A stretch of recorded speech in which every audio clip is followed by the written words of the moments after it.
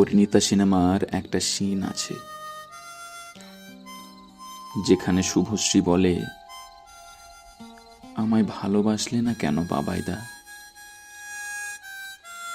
আমাকে ভালোবাসলে তো আজ জীবনটা অন্যরকম হতো।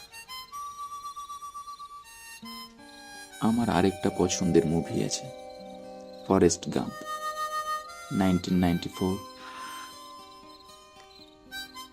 যেখানে একটা সিনে জেনিকে গাম্প জিজ্ঞেস করে, Why don't you love me, Jenny? I am not a smart man, but I know what love is. কি অসম্ভব মন ভার করা দুটো লাইন। আমরা সবাই হয়তো কাউকে না কাউকে এটা জিজ্ঞেস করতে চাই যে আমায় কেন ভালোবাসলে না,